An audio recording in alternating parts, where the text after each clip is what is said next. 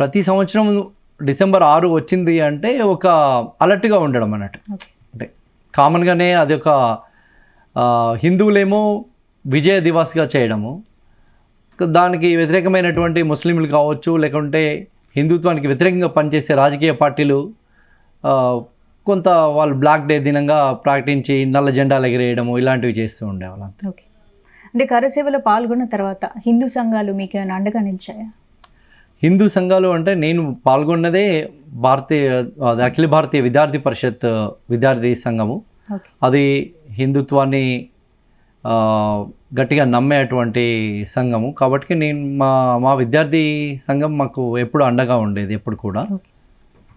అంటే అప్పుడు అయోధ్యలో అంటే అప్పుడు బాబ్రీ మసీద్ కూల్చివేతకు ముందు అంటే ఎలా గుర్తించారు, అక్కడ పరిస్థితులు అప్పుడు ఎలా ఉండేవి, ఎవరు మొదటగా గుర్తించారు రాముడి విగ్రహాలు?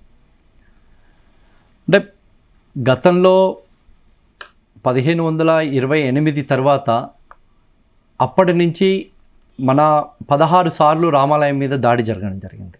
ఈ యొక్క బాబరు దాడి ఒకటేసారి కాదు, అంటే చరిత్రలో మీరు చరిత్ర చూసినట్లయితే ఒక 16 సార్లు అంటే వాళ్ళు కూల్చినప్పుడల్లా మనం రామాలయం నిర్మిస్తున్నాం.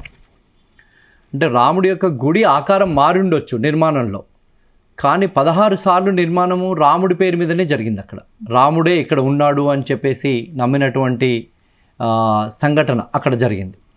అట్లా చూసుకుంటూ పోతే మీకు రాముడి యొక్క ఆనవాళ్ళు ఆ రోజు నుంచి ఈ రోజు వరకు 500 సంవత్సరాల చరిత్రలో రాముడు అక్కడ ఉన్నాడని అందరికీ తెలుసు.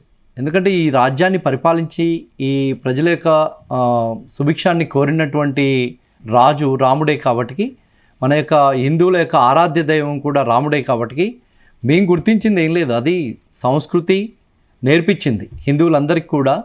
అది ఎప్పటి నుంచో తెలుసు, రాముడు అంటే అయోధ్యలో పుట్టాడు, అయోధ్యలో రామరాజ్యాన్ని స్థాపించాడు అని చెప్పేసి.